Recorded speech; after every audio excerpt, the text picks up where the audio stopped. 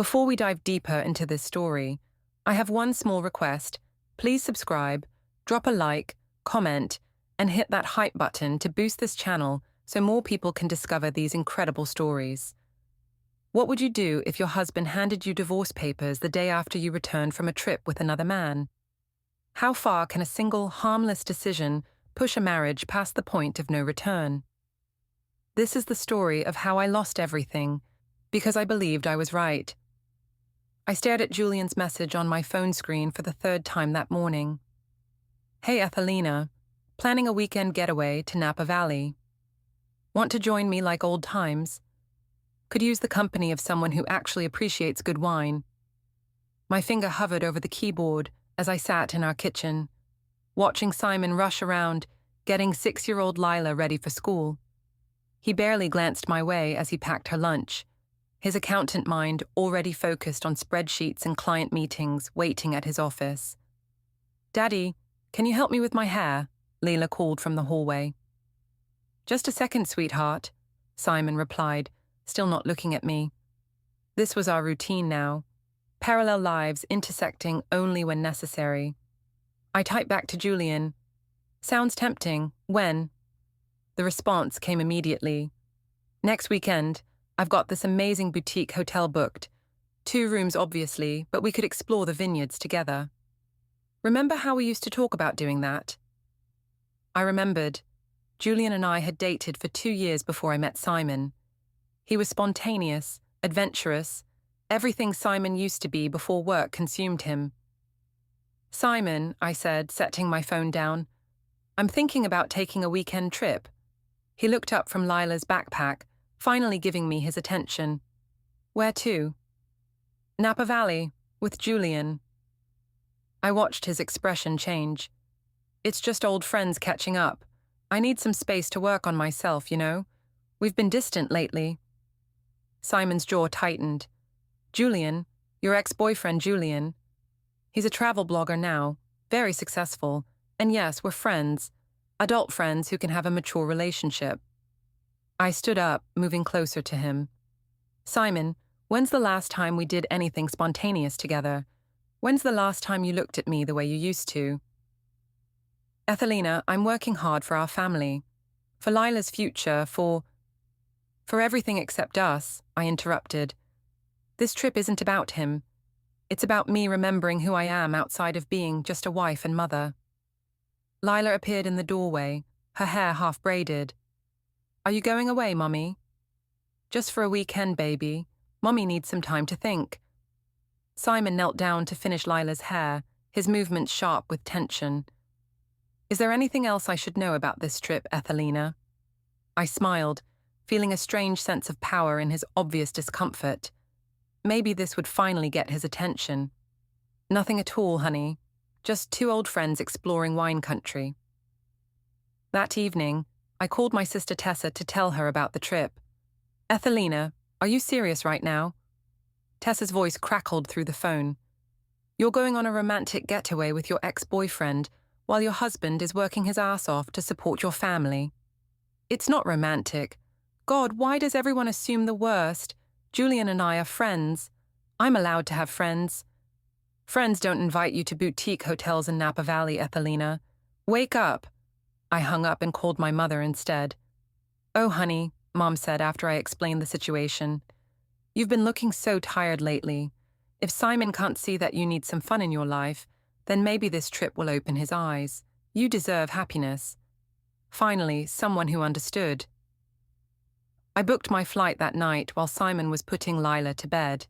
The confirmation email felt like a small rebellion, a reclaiming of the woman I used to be before I became consumed by domestic routine. The Napa Valley Hotel was everything Julian had promised, intimate, luxurious, with vineyard views that belonged in magazines. Julian met me in the lobby, wearing that same confident smile that had attracted me 8 years ago. Ethelina Gray, he said, pulling me into a hug that lasted just a beat too long. You look incredible. Marriage agrees with you. Does it? I laughed, surprised by how good it felt to be complimented. Some days I wonder. We checked into our separate rooms, though Julian made a joke about the hotel's mistake in booking a suite with a king bed for him. They assumed we were a couple, he said with a wink. Should I correct them? Let's just focus on the wine tasting, I replied, but I was smiling. The first vineyard was magical. Julian knew all the right questions to ask, made the sommelier laugh, and treated me like I was the most fascinating person in the room. When he placed his hand on my lower back, while guiding me to the next tasting station, I didn't pull away. Remember when we talked about doing this together? He asked as we sat on the vineyard's terrace, overlooking rolling hills of grapevines. That was a long time ago, Julian. Was it, though? You're the same woman I fell for. Maybe even more beautiful now. He reached across the table and touched my hand. I've thought about you a lot over the years. My phone buzzed. A text from Simon. How's the trip? Lila misses you. I showed Julian the message. See? He doesn't even ask if I miss him. His loss, Julian said. Any man who doesn't appreciate you is an idiot. That evening, we had dinner at the hotel restaurant. The wine flowed freely, and Julian regaled me with stories from his travel blog adventures. He made everything sound glamorous, exciting, so different from my routine of school pickups and grocery shopping. I have a confession, Julian said as we walked back toward the elevators. I didn't invite you here just as a friend. My heart raced. Julian, I know you're married, I respect that, but I had to try. I had to know if there was still something between us. Standing in front of my room door, keycard in my hand, I felt more alive than I had in months. Julian stepped closer, his hand touching my cheek. I should go to my room, I whispered. Should you? He asked. I posted a photo on Instagram that night, a sunset over the vineyards with the caption, "Finding myself again." I didn't mention Julian, but he was tagged in the location. Let Simon wonder. The next morning, Julian suggested we extend our stay by one night. I'll cover the extra cost, he said. When's the next time we'll have a chance like this? I called Simon to tell him I'd be home Monday instead of Sunday. Ethelina, you said this was just a weekend. Lila's been asking for you. One extra night, Simon. I'm finally relaxing for the first time in years. Can't you handle Lila for one more day? It's not about handling her. It's about you prioritizing a trip with another man over your family. You're being paranoid. Julian and I are friends. We're staying in separate rooms. But as I said it, I was looking at Julian across the hotel lobby, and he was looking at me with an expression that was anything but friendly. That night, we had too much wine at dinner. Julian walked me to my room again, and this time, when he kissed me, I didn't pull away immediately. This is crazy, I breathed against his lips. The best things usually are, he replied. I opened my room door and looked back at him. This doesn't mean anything changes. Of course not, he agreed, but we both knew it was a lie. When I checked my phone the next morning, there were 3 missed calls from Simon and a text from his mother, Martha. Saw your Instagram posts. Very interesting company you're keeping. My stomach dropped. I hadn't realized how intimate some of Julian's photos made us look. His arm around me at dinner. Us laughing together at the wine tasting. The sunset photo he'd taken of me, looking wistful and beautiful. I quickly called Simon. Where were you last night? I called 3 times. I told you I was having dinner. My phone was on silent. With Julian. Yes, with Julian. Simon, you're acting like I'm having an affair. We're friends having dinner. Friends don't look at each other the way you two do in those photos, Ethelina. What photos? I posted one sunset picture. Julian posted plenty more. My mother saw them. Half our friends probably saw them. Do you have any idea how humiliating this is for me? I felt a flash of anger. Humiliating? I'm sorry my happiness is so embarrassing for you. Your happiness?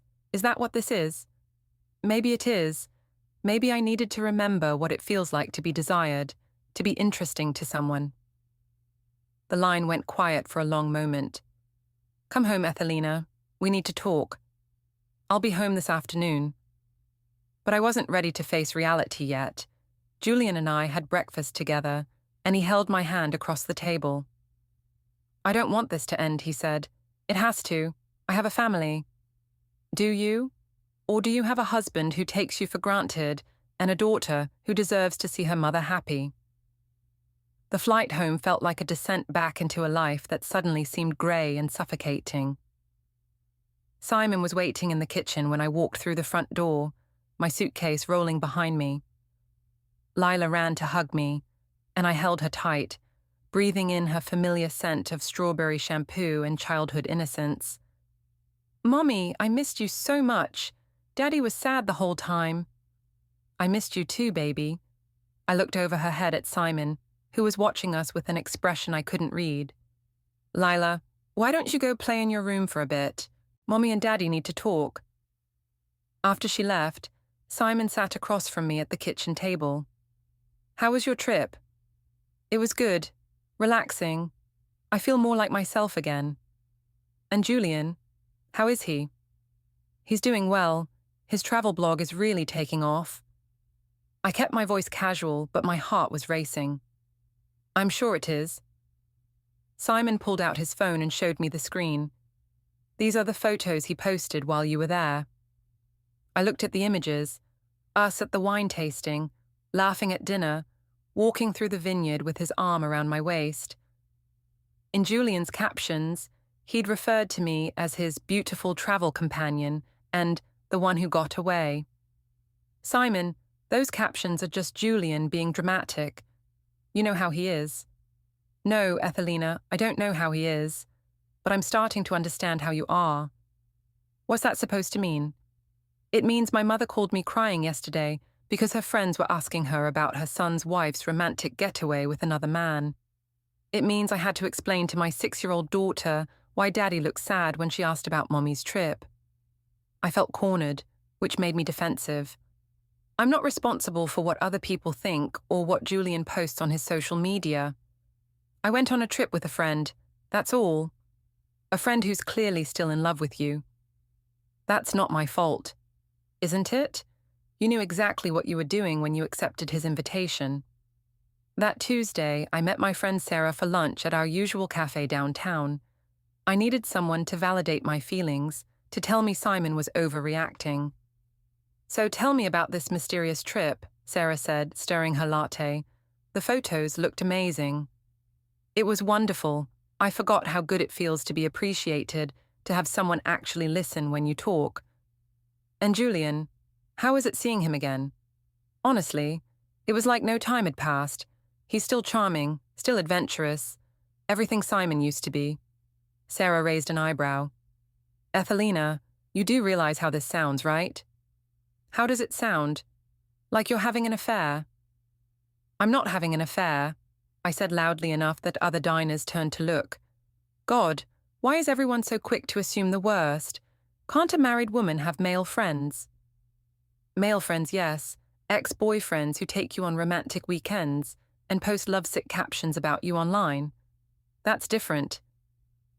I laughed, but it sounded forced even to me. "You're all being ridiculous. Simon is just insecure because he knows he's been neglecting me. Or maybe Simon is hurt because his wife is flaunting another relationship in public." "Flaunting? I posted one photo. Julian posted a dozen, and you were tagged in all of them. Everyone saw them, Ethelina. Everyone's talking." My stomach churned. Talking about what? About how cozy you two looked. About how Simon must feel. About whether you're having a midlife crisis or just don't care about your marriage anymore. I stood up abruptly. "I don't have to listen to this. I thought you were my friend." "I am your friend. That's why I'm telling you the truth." That evening, we had dinner at Simon's parents' house, a weekly tradition I'd forgotten about in my post-trip haze. Martha barely spoke to me, and Victor kept giving me disappointed looks across the dinner table. "So, Ethelina," Martha finally said as we were clearing dishes, "how was your vacation?" The way she said vacation made it sound dirty. "It was a nice break, Martha. Thank you for asking." "I'm sure it was. Julian certainly seemed to enjoy himself. judging by his social media posts. Martha, Simon warned. No, Simon, I'm going to say this. Ethelina, I've watched you be a part of this family for 7 years. I've seen you be a good mother to Lila and a good wife to my son. But what you did this weekend, flaunting another man in front of the whole world while your husband stayed home with your child, that's not the woman I thought you were. I didn't flaunt anything. I went on a trip with a friend who's clearly still in love with you, a friend who made sure everyone knew he was with you. Do you have any idea what this has done to Simon's reputation? To our family's reputation? Your family's reputation? I felt my temper flare. I'm sorry my happiness is so inconvenient for everyone. Your happiness? Martha's voice rose. Is that what you call humiliating your husband in public? I didn't humiliate anyone. Mum, please, Simon interjected, but Martha wasn't finished. You posted photos of yourself looking beautiful and carefree with another man while your husband was home taking care of your daughter. That man posted romantic captions about you for the world to see, and you're acting like we're all crazy for being upset about it. Maybe you are crazy. Maybe you're also stuck in your boring, conventional lives that you can't understand someone wanting more. The room went silent. Even Lila, who had been colouring at the kitchen counter, looked up. More than what, Ethelina? Victor finally spoke, his voice quiet and cold. More than a husband who works 60 hours a week to provide for you. More than a daughter who adores you. More than a family that supported you for 7 years. I felt tears prick my eyes, but I was too angry to back down. More than being taken for granted. More than being invisible in my own marriage. You're not invisible, Simon said quietly. You're selfish. I grabbed my purse and headed for the door. I'm going home. Lila, come on. I want to stay with Daddy, Lila said, not looking up from her colouring. The drive home alone felt like a preview of something I wasn't ready to face. Over the next few days, Simon barely spoke to me. He slept in the guest room and communicated through Leela or brief, functional exchanges about household logistics. I told myself he was being childish, punishing me for having friends and a life outside our marriage. But the silence was wearing on me. I found myself texting Julian more frequently. He was sympathetic, understanding. He told me I deserved better than a husband who couldn't appreciate my need for independence and growth.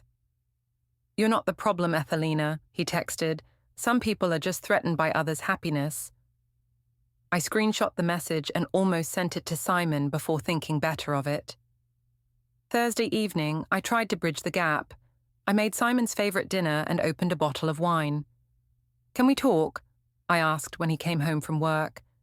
He sat across from me at the table, but his body language was closed off. What do you want to talk about? Us. This silent treatment isn't solving anything. I'm not giving you the silent treatment. I'm trying to figure out who I'm married to. You're married to me, the same woman you fell in love with. Are you? Because the woman I fell in love with wouldn't humiliate me in front of our friends and family. She wouldn't prioritize another man over her husband and daughter. I didn't prioritize anyone over anyone. I took a weekend trip. With your ex-boyfriend, who's clearly still in love with you, who made sure everyone knew he was with you. I can't control what Julian posts on social media, but you can control whether you go on romantic trips with him. It wasn't romantic. Wasn't it? Simon pulled out his phone and showed me more photos, ones I hadn't seen. Julian had posted them after I got home, us holding hands at dinner, me laughing at something he said, looking at him with obvious affection. One of me looking wistful and beautiful in the hotel lobby. The captions are even better, Simon continued scrolling. Listen to this one. Some people are worth waiting for. Some connections transcend time and circumstance. Grateful for this beautiful soul who reminds me what real chemistry feels like. My face burned. Simon, I didn't know he was going to post that. But you knew he was taking the photos. You knew he was holding your hand. You knew you were looking at him like... He stopped, his voice breaking slightly. Like you used to look at me. Simon, I've been thinking about this all week, trying to understand what I did wrong, what I could have done differently, but I realize now that this isn't about me. This is about you choosing to betray our marriage. Betray? I didn't sleep with him. Didn't you? Because these photos tell a different story. And even if you didn't physically cheat, you emotionally cheated. You gave another man the intimacy and attention that belongs to your husband. I felt cornered again, which made me lash out. Maybe I gave it to someone who actually wanted it. When's the last time you looked at me like Julian does? When's the last time you made me feel beautiful or interesting or desired? I work 60 hours a week to support our family. I come home exhausted because I'm trying to build a future for us, for Lila. I'm sorry if I don't have the energy to compete with some travel blogger who doesn't have real responsibilities.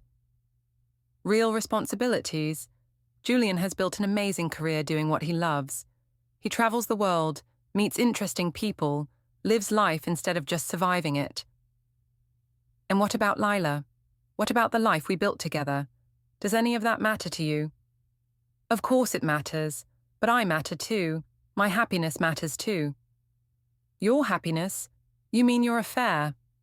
It's not an affair. But even as I said it, I knew it sounded hollow. The photos, the hand-holding, the way Julian looked at me and the way I looked back. It was emotional infidelity at minimum. Simon stood up. I can't do this anymore, Ethelina. I can't pretend this is normal or acceptable. I can't keep sleeping in the guest room in my own house while my wife texts another man. How do you know I'm texting him? Because you're always on your phone now, and you hide the screen when I walk by. Because you smile when you get messages in a way you haven't smiled at me in months. He was right, and we both knew it. Simon, we can work through this. It was just a trip, it's over now. Is it? Are you going to stop talking to Julian? I hesitated, and that hesitation told him everything. That's what I thought. He headed toward the stairs. I'm sleeping in the guest room again tonight. Tomorrow I'm calling a lawyer. A lawyer? Simon, you're overreacting. This is crazy. What's crazy is that my wife thinks I should be okay with her having an emotional affair. What's crazy is that you're more concerned about Julian's feelings than your husband's. I'm not having an affair. But he was already gone, and I was alone in our kitchen with the remains of the dinner I'd made to fix our marriage. Friday morning, I found a business card on the kitchen counter. Davidson and Associates Family Law. My hands shook as I stared at it. Simon was getting Lila ready for school, acting normal for her sake, but I could see the determination in his eyes. This wasn't a threat or a manipulation tactic. He was serious. After they left, I called my mother. Mom, Simon's threatening divorce over this Julian situation. He's completely overreacting. Honey, maybe you should consider his perspective. From the outside, this does look questionable. Not you, too. Mom, I thought you understood. You said I deserved happiness. I do think you deserve happiness, but maybe not at the expense of your marriage and your daughter's stability. I hung up feeling more isolated than ever. The only person who seemed to understand me was Julian, so I texted him. Simon's talking about lawyers. This is getting out of hand. His response was immediate. I'm sorry, E. I never meant to cause problems in your marriage. Maybe we should cool it for a while. Even Julian was abandoning me. That afternoon, I went to Simon's office. His secretary, Mrs. Patterson, gave me a look that was distinctly cooler than usual.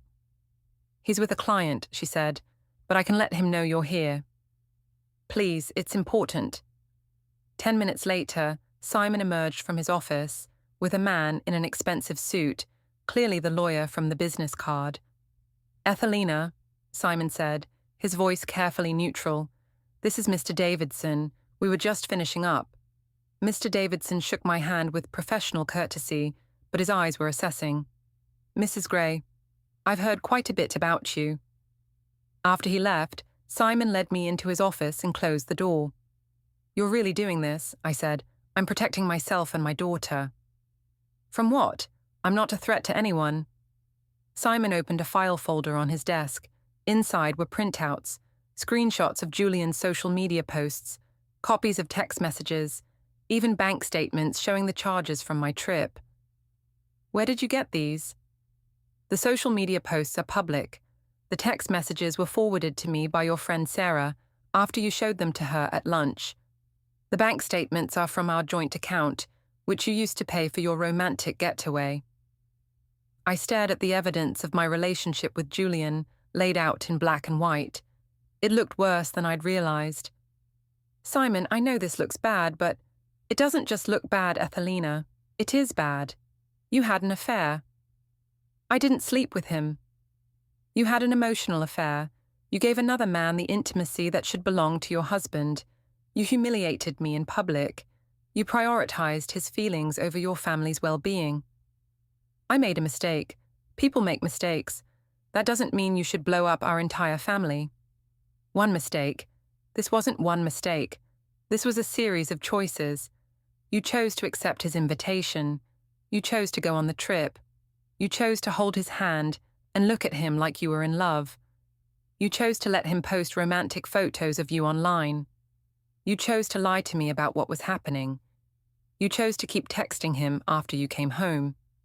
Each "you chose" hit like a physical blow because he was right. Every step of the way, I had made deliberate decisions that led us here. What do you want from me, Simon? I want you to understand that actions have consequences. I want you to realize that you can't treat people this way and expect them to just accept it. So you're punishing me. I'm not punishing you. I'm protecting myself and Lila from someone who's shown she's willing to betray the people who love her. I love you. I love Lila. Do you? Because love isn't just a feeling, Ethelina. Love is a choice you make every day. And every day for the past month, you've chosen Julian over us. That evening, Simon presented me with an envelope while Lila was at a sleepover with her friend Emma. What is this? Open it. Inside were divorce papers, a custody agreement proposal, and a detailed financial settlement offer. You're giving me primary custody of Lila, I said, confused. Read the conditions. I scanned the document. Primary custody was contingent on my agreement to several stipulations. No overnight visits with men I wasn't married to while Lila was in my care. No introducing Lila to romantic partners without Simon's approval, and mandatory family counseling. You're trying to control my dating life. I'm trying to protect my daughter from being exposed to a parade of your boyfriends. Given your recent choices, I think these conditions are reasonable. And if I don't agree? Then we go to court and I fight for full custody. And Ethelina, I have a lot of evidence about your judgment and priorities. I felt trapped. This is blackmail. This is accountability. You made choices that destroyed our marriage. Now you get to live with the consequences. What about counseling? What about trying to work this out? I suggested counseling 6 months ago, when I first noticed you pulling away. You said you didn't need it. I suggested date nights and weekend trips for just us. You said you were too busy, but you had time for Julian. Simon, please. I know I messed up, but we can fix this. Can we? Are you willing to cut all contact with Julian? Are you willing to be completely transparent about your communications and whereabouts? Are you willing to acknowledge that what you did was wrong and commit to rebuilding trust? I wanted to say yes, but something in me resisted. The idea of giving up my connection with Julian, of admitting I was completely wrong, of submitting to Simon's conditions. It felt like losing myself entirely. I need time to think. You have until Monday to sign the papers or we go to court. That weekend was the longest of my life. Monday morning arrived like a death sentence. I sat in the kitchen with the divorce papers in front of me, a pen in my hand, trying to find a way out of the corner I'd painted myself into. Simon had already left for work, dropping Lila at school on his way. The house felt empty and cold, like a preview of my future. I called Julian one last time. Ethelina, I've been thinking about this situation, and I feel terrible. I never should have invited you on that trip. So you're abandoning me too? I'm not abandoning you, but I can't be the reason you lose your daughter. Maybe Simon's right. Maybe we crossed lines we shouldn't have crossed. I thought you cared about me. I do care about you. That's why I'm saying this. Sign the papers. Keep your family together as much as you can. We'll always have Napa Valley. Even my affair partner was telling me to choose my family. I signed the papers. But Simon wasn't satisfied with a quiet divorce. The custody arrangement required a court hearing, and somehow word got out. Maybe it was Martha telling her friends, or maybe it was the lawyer's office gossip, but by the time we walked into family court, it felt like half our social circle was there.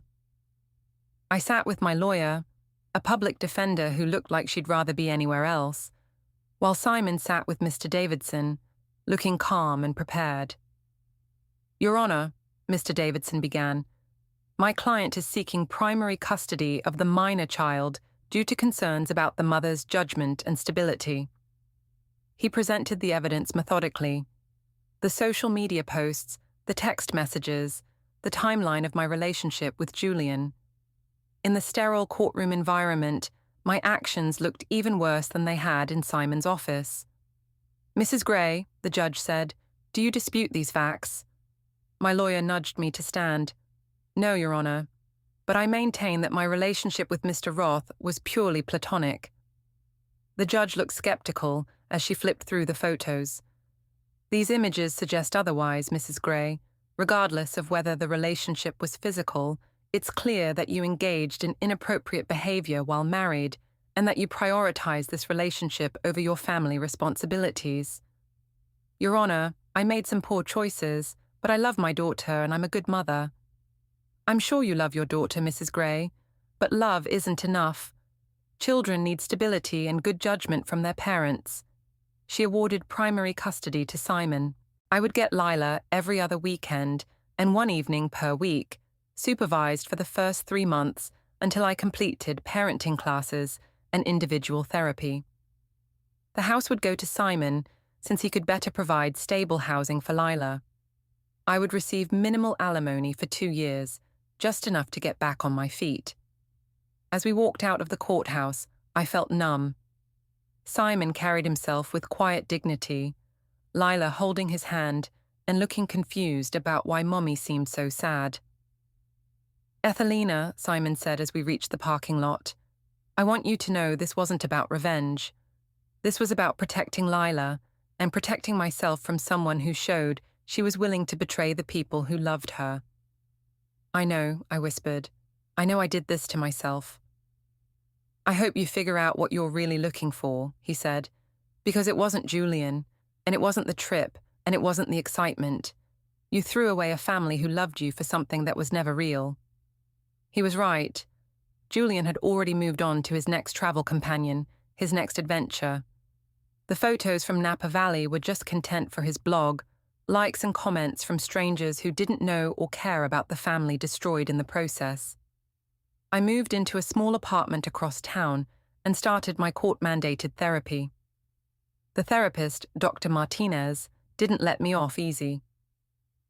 You keep talking about what Simon didn't give you, she said during our 3rd session. But what did you give him? What did you give your marriage? I was a good wife. I took care of the house, raised our daughter, while emotionally investing in another man, while seeking validation outside your marriage instead of working on the problems inside it. Simon was distant. He didn't appreciate me. So you decided to have an affair instead of addressing the issues directly. It wasn't an affair. Ethelina, you went on a romantic trip with another man, held his hand, allowed him to post intimate photos of you online, and continued texting him afterward. What would you call it? I didn't have an answer. 6 months later, I ran into Simon and Lila at the grocery store. Lila hugged me enthusiastically. She was doing well, thriving in the stability Simon provided. He looked good too, healthier somehow, like a weight had been lifted from his shoulders. How are you doing? He asked, and I could tell he genuinely wanted to know. Better, I said. Therapy is helping. I'm starting to understand some things about myself. I'm glad. Lila needs her mother to be healthy and happy. Simon, I want you to know I'm sorry for all of it. I destroyed something beautiful because I was selfish and immature. He nodded. I appreciate you saying that. I hope you find what you're looking for. As I watched them walk away together, my ex-husband and the daughter I saw every other weekend, I finally understood what I'd been looking for all along. It wasn't excitement or validation or romance.